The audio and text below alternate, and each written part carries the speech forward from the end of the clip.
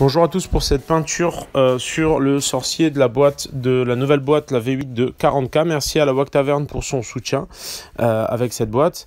Et n'hésitez surtout pas à nous rejoindre sur le Patreon de Mohand Arts pour me soutenir dans toutes ces vidéos.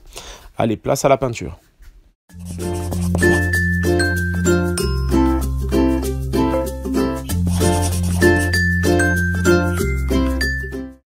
Donc pour ce magicien, j'ai sous-couché avec un vert camo. Ensuite, j'ai basé toutes les zones de marron avec du Thermat. Et ensuite, j'ai tout simplement basé avec du Weapon Bronze de chez Army Painter toutes les zones de métaux.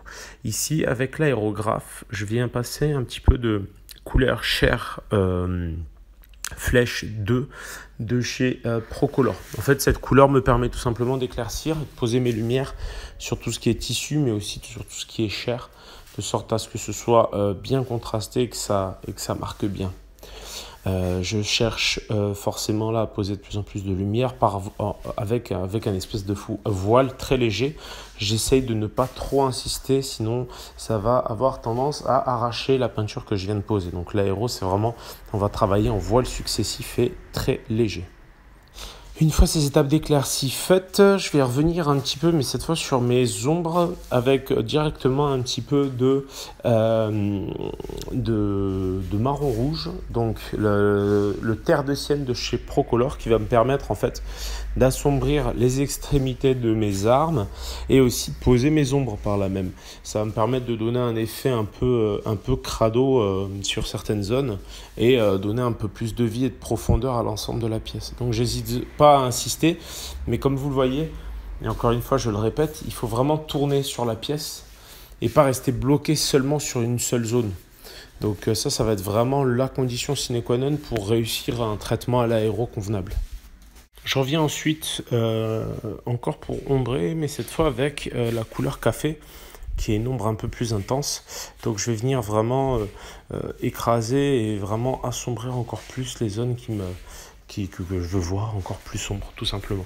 Donc l'idée à chaque fois, c'est d'essayer de toucher une zone de plus en plus limitée pour que, cumulé au fait que mon voile d'aéro est très léger, ça me crée une espèce de dégradé naturel et que ça me pose de façon bien nickel mes ombres. Donc encore une fois, ces étapes, elles sont assez importantes. Contrairement à ce que vous voyez sur la vidéo, je les ai appliquées sur plusieurs pièces en même temps, ce qui me fait gagner un petit peu de temps. Mais globalement, ça va être des étapes qui vont être tout de même assez rapides. Donc je les traite souvent, les figurines, à ce stade-là, je les traite souvent par 3 par 3.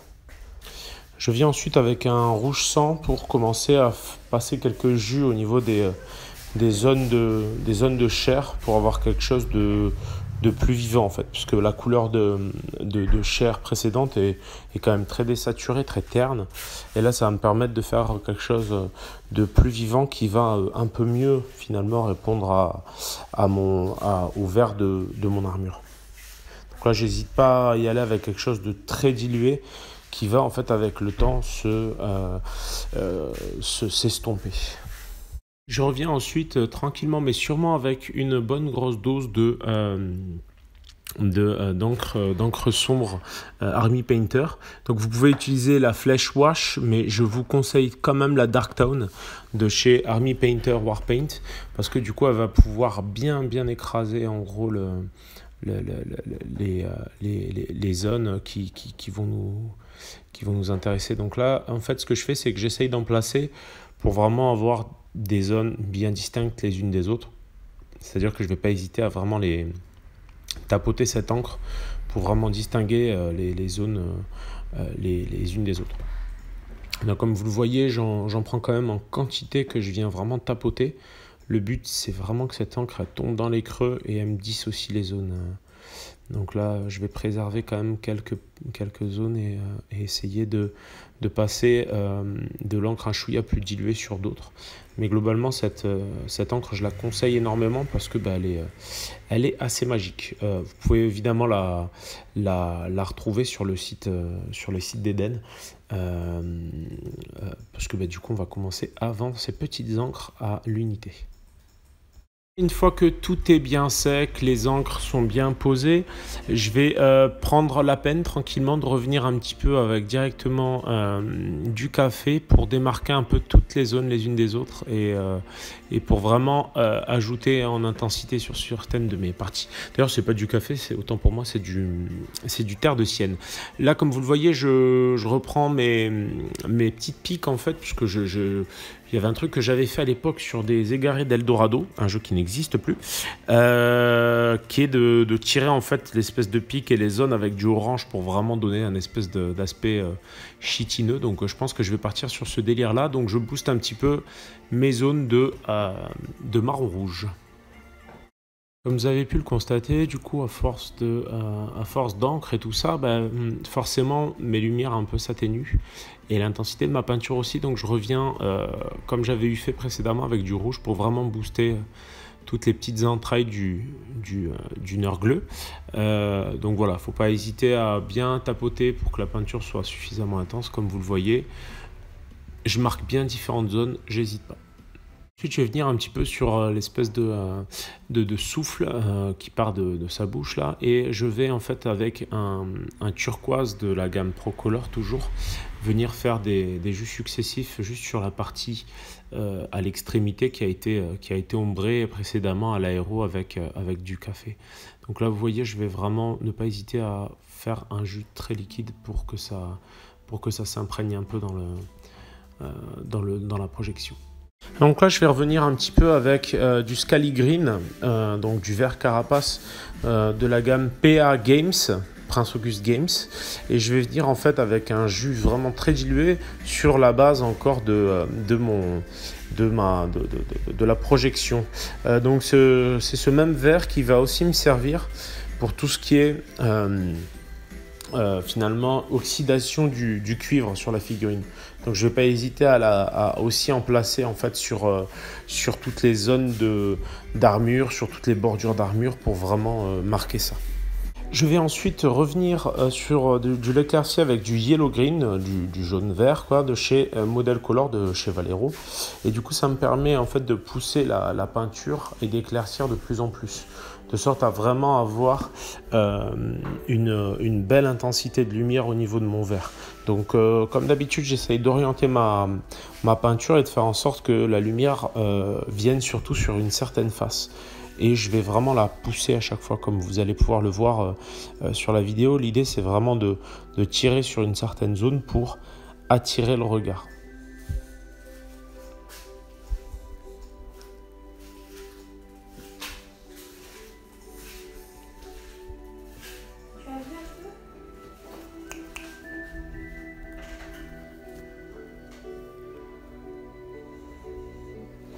Donc plus j'avance et plus mes petits coups de pinceau vont être très légers.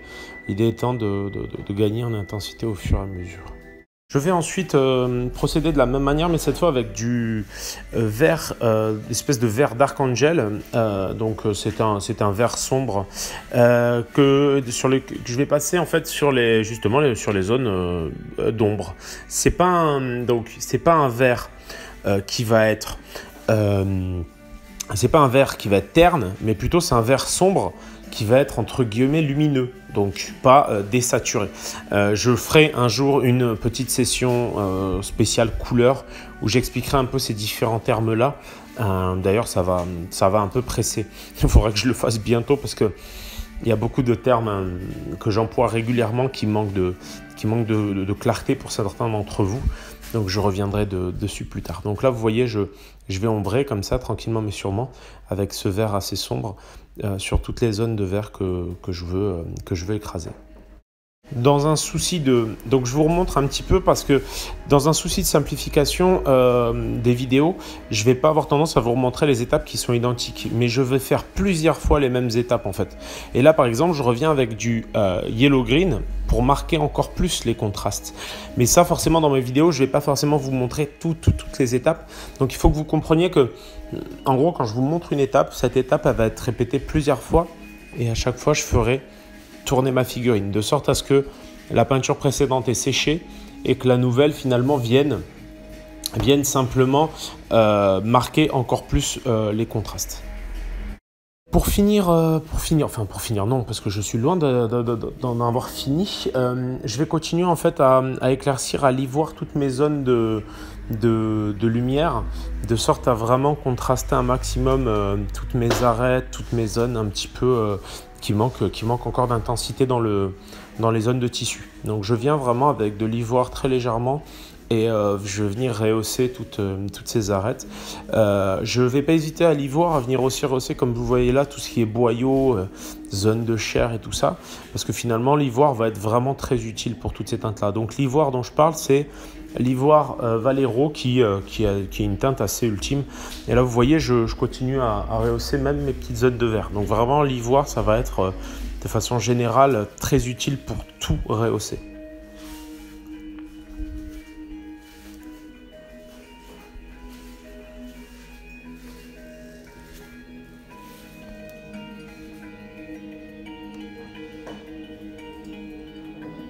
Je ne vais pas hésiter aussi à revenir avec du terre de sienne sur toutes mes zones, les zones au niveau des pieds qui sont un peu bizarroïdes.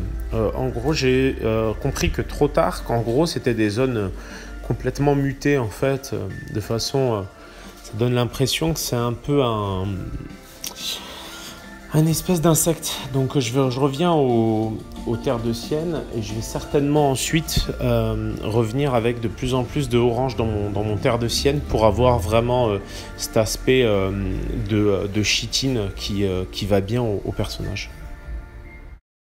Toujours bien d'avoir une petite pièce référente à côté, donc là voilà où j'en suis à peu près et donc voilà ce que je veux atteindre comme résultat. Cette vidéo viendra sur la peinture de cette pièce un peu plus tard.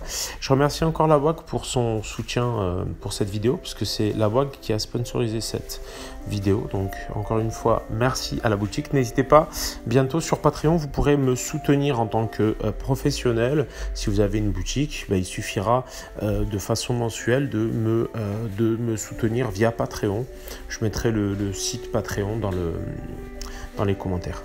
Donc là je reviens un petit peu avec du turquoise pour tout ce qui est tube. Voilà, donc je vais faire un peu tout le tour de ces petits tubes là en turquoise et ensuite je viendrai ajouter petit à petit de l'ivoire dans ce turquoise pour faire en sorte que ces tubes donnent la sensation d'être luminescents. Une fois ces petits rayons de turquoise, je vais revenir avec du noir tout simplement pour accentuer encore le contraste au niveau de mes comment dire, des extrémités des petites piques qu'il y a partout et tout ça. En fait, ça va me permettre de bien contraster l'ensemble de la pièce et d'avoir quelque chose de carrément plus vivant, plus percutant.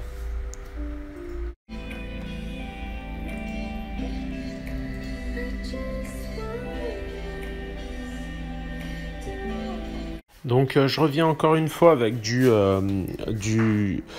jaune vert, donc pour vraiment booster mes lumières sur certaines zones. Comme vous le voyez, vraiment je ne vais pas hésiter à pousser ma peinture pour vraiment que ça se détache bien du reste et que ça permette en fait d'attirer plus un maximum le regard et l'œil. Donc je vais vraiment travailler ça plutôt sur les zones qui sont assez visibles et vraiment laisser mes zones de creux avec les passages d'encre que j'avais fait précédemment de façon à ce que ça reste plutôt sombre. Une fois ces étapes d'éclaircie faites, je reviens un petit peu avec un peu de noir pour redémarquer un petit peu chacune des zones pour vraiment réussir à avoir une meilleure lisibilité sur ma pièce. Donc là vous voyez, alors évidemment la vidéo elle est accélérée, mais prenez vraiment votre temps parce que sur ces étapes là on peut facilement malheureusement faire un faux mouvement et tout foirer. Donc allez-y doucement, mais voilà, poussez bien les ombres.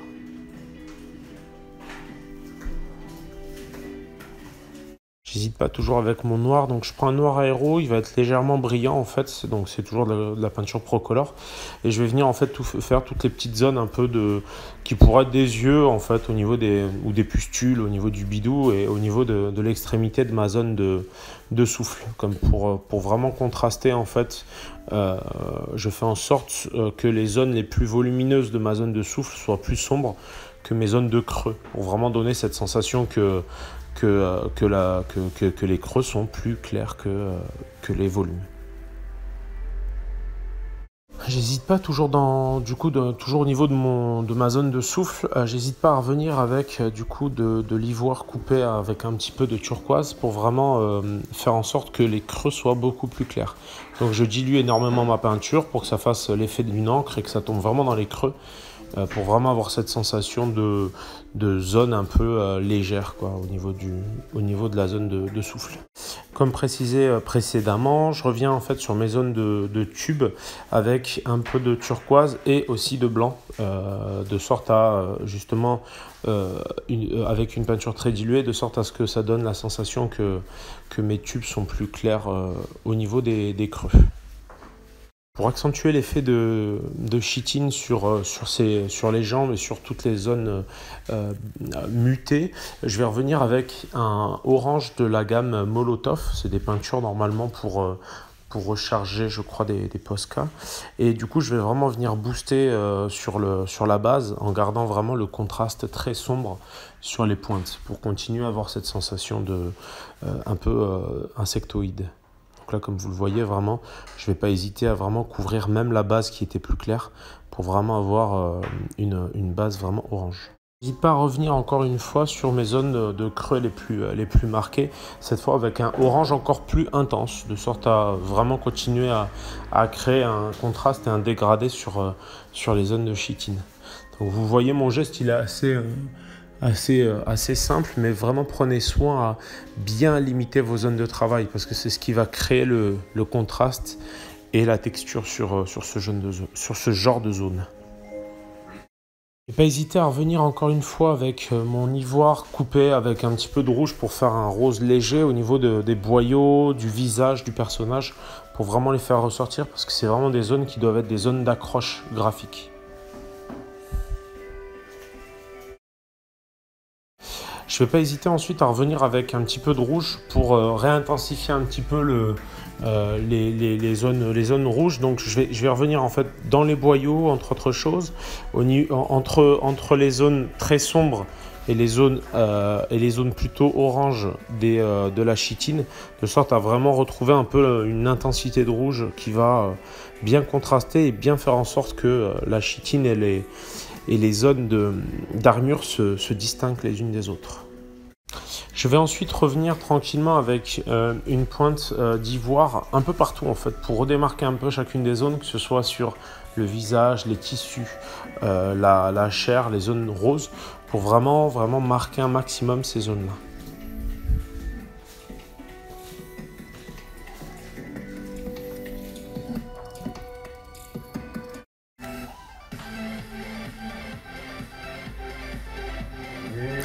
J'hésite pas du coup à rehausser à l'ivoire un petit peu petit à petit. Bah, désolé, hein, il y a Pierre des dingues de jeu avec nous, il aime bien faire le pitre. Donc ne lui en voulez pas.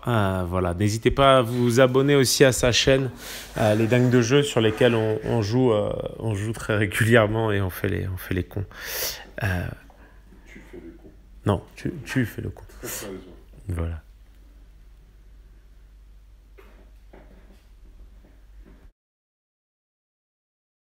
Parvenir encore un petit peu cette fois avec du noir, toujours pour démarquer les différentes zones. Donc je passe au blanc, je repasse au noir et j'hésite pas à vraiment tout le temps faire ces va-et-vient pour que chaque zone soit bien distincte les unes des autres. Les pièces sont très compliquées sur cette nouvelle boîte, enfin les pièces de Nurgle, ce qui est plutôt agréable mais ce qui demande quand même pas mal d'attention pour vraiment que chaque zone soit bien distincte. Donc après ces réhauts, je reviens tout simplement à l'ivoire pour pas changer, en rehaussant toujours et en faisant en n'hésitant pas à faire des petits coups réguliers pour donner une sensation de texture un peu sur les différentes zones. En rehaussant aussi à l'ivoire au niveau de mes tubes un petit peu d'énergie. Voilà, j'hésite pas à vraiment tapoter un peu partout pour distinguer les différentes zones. Ouais, donc je reviens cette fois avec un petit peu, donc je fais mon oxyde dans les cuivres là, et à l'oxyde en fait je prends du Scaligreen et je rajoute une petite pointe d'ivoire pour vraiment faire en sorte que ça donne cette sensation d'oxyde. Donc je pourrais en fait toujours l'atténuer plus tard avec juste du Scaligreen, mais là ça permet d'avoir quand même une bonne intensité et je vais continuer comme ça à chaque fois en ajoutant toujours un petit peu de blanc, et quand je veux adoucir un petit peu de vert. Donc encore merci à la WAC pour son soutien sur cette vidéo. N'hésitez pas aussi à jeter un coup d'œil à mon Patreon qui est en cours. Donc c'est le Patreon Monde Art. Et voilà, n'hésitez surtout pas à venir me soutenir. Il y aura des petites loteries qui auront lieu tous les mois. Et vous pourrez gagner par tranche. Vous aurez un billet de tombola par tranche de 5 $ de participation. Et ça vous permettra de gagner une figurine que j'aurais peint ou dans le mois ou précédemment. Donc voilà. Je vais continuer tranquillement à booster encore mon orange, hein. C'est toujours pareil, c'est plus de la répétition qu'autre chose, mais n'oubliez pas que c'est comme ça qu'on va réussir à avoir une belle intensité dans nos couleurs. Donc là, je reprends un orange assez lumineux que je viens petit à petit tapoter sur les zones d'orange. Donc là, ensuite, je passe sur comme je l'avais dit précédemment, un petit peu avec un peu plus d'ivoire dans mes zones oxydées pour vraiment booster ce côté oxydé. Je vais revenir un petit peu pour rehausser juste mes zones de métaux, pour retrouver un petit peu des couleurs un peu péchues, pour avoir quelque chose de plus vivant. Donc j'hésite pas à pousser un petit peu par zone, en fait, sur toutes mes petites zones de métal. Dernières étapes, je vais surtout pas hésiter à vraiment booster mes petits points de lumière à l'ivoire toujours. Donc après voilà, c'est toujours une question de répétition, mais voilà, il faut avoir une dilution toujours un petit peu laiteuse et puis venir rehausser sans cesse. C'est un peu laborieux, mais c'est ce qui va vraiment faire la différence entre une figurine avec un bon volume et quelque chose de bien péchu. Donc là, comme vous le voyez, je mets aussi un petit jus de bleu dans les entrailles pour répondre un petit peu au rouge et pour lui donner cette sensation d'avoir plus de volume. En guise de fini, je vais revenir en fait avec le X27 de chez Tamiya qui va être un rouge un peu épais qui va servir à faire d'habitude du sang. Et là, je vais venir en fait avec un pinceau un peu pourri mais assez fin pour venir voilà, tapoter très légèrement un petit peu partout sur les entrailles, sur les boyaux, sur le visage, sur plein de petites zones. Ça va vraiment donner un aspect très brillant qui va finalement bien distinguer les différentes zones entre les zones mates et les zones vraiment brillantes touchées par cette matière. Merci à tous pour avoir suivi cette vidéo. Merci à tous mes soutiens sur Patreon qui me permettent aussi de faire ces vidéos dans de meilleures conditions. Merci à Mourjan, Rémi et Corentin pour leur soutien en termes de traduction. N'hésitez surtout pas à venir vers moi si vous avez des petits talents de monteur ou de quoi que ce soit pour me filer un coup de main. C'est toujours bienvenu. Quoi qu'il en soit, merci à tous et trouvez le temps de peinturlurer. À plus!